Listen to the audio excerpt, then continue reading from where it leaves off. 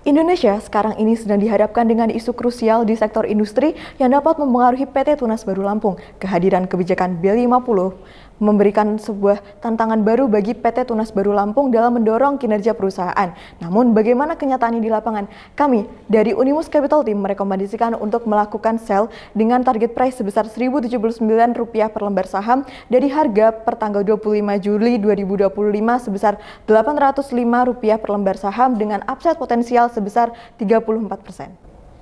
Hal ini dibuktikan dengan kilas balik sejarah TBLA. Pada tahun 1973 merupakan tahun didirikannya TBLA dengan fokus awal perusahaan di sektor perkebunan dan pengolahan produk pertanian. Kegiatan industri berlanjut hingga tahun 2000, perusahaan resmi menjadi perusahaan terbuka yang terdaftar di Bursa Efek Indonesia pada tanggal 14 Februari pada tahun 2000, di mana pada kondisi ini menandakan perusahaan memasuki tahap baru dalam ekspansi dan transparansi keuangan perusahaan. Hingga tahun 2012-2013, TBLA mulai memperluas bisnisnya dengan memproduksi olahan perkebunan berupa gula yang awalnya hanya memproduksi olahan minyak sawit.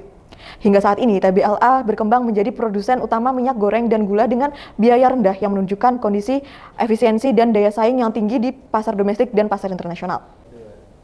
Hal ini didukung dengan komposisi struktur kepemilikan saham dengan rincian 40,58% dipegang oleh masyarakat umum melalui bursa saham, sebesar 32,77% dipegang oleh PT Budi Delta Swakarya yang merupakan pemegang saham pengendali yang juga mengelola arah gerak dan kebijakan strategi perusahaan, sebesar 26,56% dipegang oleh PT Sungai Budi yang berperan sebagai distributor produk-produk TBLA, dan yang terakhir sebesar 0,8% kepemilikan saham dari pihak lain di luar pemegang saham yaitu Widarto dan Santoso Winata dengan jumlah masing-masing sebesar 4%. Hal ini berkaitan dengan pendapatan dalam negeri dan luar negeri perusahaan. Dapat dilihat pada diagram lingkaran menunjukkan TBLA masih bergantung pada pasar domestik dengan 93% pendapatan berasal dari dalam negeri dan hanya 7% berasal dari pasar internasional melalui ekspor produk sawit dan turunannya. Hal ini menunjukkan adanya perkembangan sumber pendapatan perusahaan dari tahun 2020 hingga tahun 2024 yang didominasi oleh produk olahan gula, kemudian disusul oleh produk minyak goreng dan biodiesel yang sempat mengalami penurunan,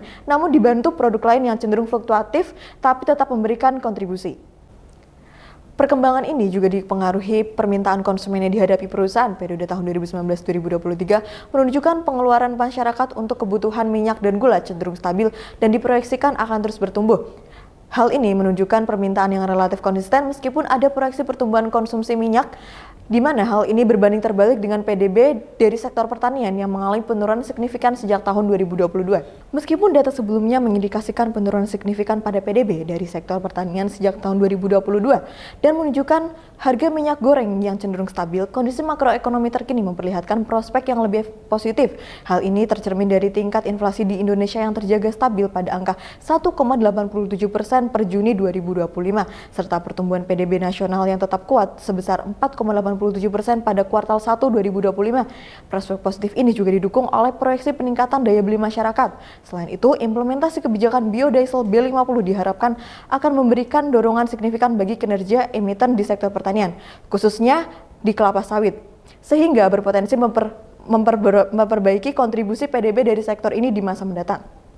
Berdasarkan data fundamental perusahaan, kinerja operasional PT Tunas Baru Lampung Tbk selama periode 2020 hingga 2024 menunjukkan fluktuasi pada indikator EBIT atau Earnings Before Interest and Tax. Meskipun sempat mencapai puncak pada tahun 2022 sebesar 2,2 triliun, terjadi penurunan pada tahun 2023 menjadi 1,8 triliun sebelum kembali meningkat pada tahun 2024. Hal ini mencerminkan adanya tekanan terhadap efisiensi operasional perusahaan yang dapat dipengaruhi oleh volatilitas harga, komoditas, serta dinamika pasar ekspor dan domestik.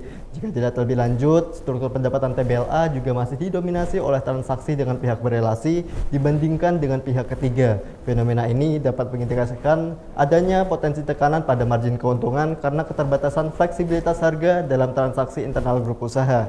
Dari sisi pendapatan, kontribusi utama masih didominasi oleh pasar domestik mencapai 93% dari total penjualan, sementara pasar internasional hanya berkontribusi sebesar 7%. Komposisi ini mencerminkan tingkat ketergantungan yang tinggi terhadap permintaan dalam negeri yang di satu sisi memberikan stabilitas, namun di sisi lain membatasi diversifikasi risiko pasar. Dan jika dilihat lebih lanjut, sumber pendapatan TBLA didominasi oleh produk gula yang meningkat dari tahun ke tahun dan disusul dengan produk minyak goreng yang sempat meningkat pada tahun 2021 namun kembali menurun pada tahun 2023. Secara sektoral, harga CPO mengalami fluktuasi yang cukup signifikan sepanjang periode 2020 hingga 2024. Fluktuasi ini dipengaruhi oleh dinamika global termasuk kebijakan lingkungan, permintaan bioenergi, serta kondisi geopolitik. Di sisi lain, tren harga gula juga menunjukkan pola yang serupa. Sejak mengalami penurunan tajam pada April 2022, harga gula juga mengalami pemulihan sejak Juni 2023. Meskipun demikian, ketergantungan terhadap harga komoditas global ini menempatkan TBLA dalam posisi yang cukup rentan terhadap gejolak pasar internasional. Selanjutnya, isu krusial yang tengah dihadapi Indonesia adalah penerapan kebijakan lingkungan oleh Uni Eropa. Uni Eropa secara aktif memberikan 3 regulasi utama, yaitu Renewable Energy Directive, resolusi terkait palm oil and deforestation of rainforest, serta EU Deforestation Regulation. Ketiga kebijakan tersebut secara eksplisit menempatkan minyak sawit termasuk yang berasal dari Indonesia sebagai komoditas dengan risiko perubahan penggunaan lahan yang tinggi atau high oil price commodity.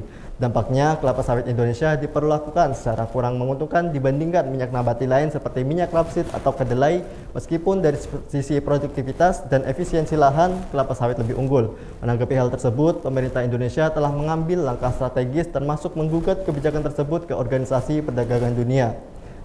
Pemerintah juga mereformasi sertifikasi ISPO guna memastikan industri kelapa sawit memenuhi prinsip keberlanjutan global sesuai SDGs. Saat ini, Indonesia menyumbang sekitar 59% produksi minyak sawit dunia dan memimpin dalam pengembangan biodiesel dengan kandungan 30 hingga 35%, menjadikannya pionir energi terbarukan berbasis sawit.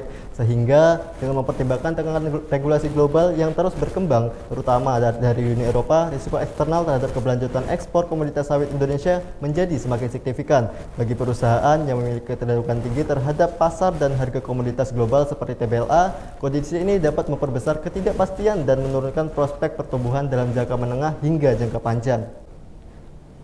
Berdasarkan rasio profitabilitas, diketahui bahwa return on asset cenderung mengalami penurunan.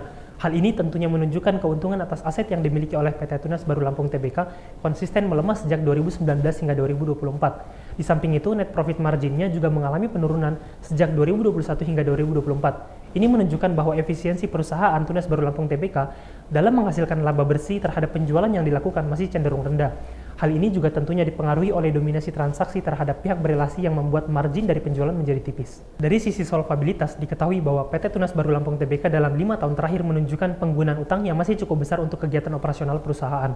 Dilihat dari debt to equity ratio yang menunjukkan angka relatif di atas 2. Di samping itu, dari sisi debt to asset ratio juga menunjukkan bahwa penggunaan utang dalam kegiatan operasional perusahaan masih di atas 50%. Selain itu, interest to revenue ratio juga menunjukkan bahwa beban bunga yang harus ditanggung perusahaan masih cukup besar dari rasio standarnya yaitu 5%. Namun, nilai current rasio TBLA atau Tunas Baru Lampung masih konsisten di atas 1 kali, yang menunjukkan bahwa kemampuan perusahaan dalam melunasi utang jangka pendek masih terjaga. Untuk metode valuasinya, kami menggunakan metode relative valuation yang dimana kami membandingkan perusahaan di industri sejenis dengan kriteria pembanding yaitu kapitalisasi pasar tidak lebih dari 10 triliun dan mengelola produk sawit dan turunannya. Dari hasil perhitungan kami didapatkan hasil bahwa PT Tunas Baru Lampung Tbk tergolong ke dalam saham yang sedang under value, dilihat dari keempat rasio yang relatif lebih rendah daripada pembandingnya. Namun meskipun ini tergolong under value, jika dilihat dari rasio profitabilitasnya yang masih rendah, kemudian rasio solvabilitasnya yang masih menunjukkan besarnya ketergantungan perusahaan terhadap utang dalam melakukan kegiatan operasional, maka dari itu kami merekomendasikan sell dengan target price sebesar Rp1.079 per lembar saham dari harga pertanggal 25 Juli 2025 sebesar Rp805 per lembar saham dengan upside potensial sebesar 34%. Semua data di atas didasarkan oleh hasil analisis dan perhitungan oleh tim kami semata. Sekian dari kami, terima kasih.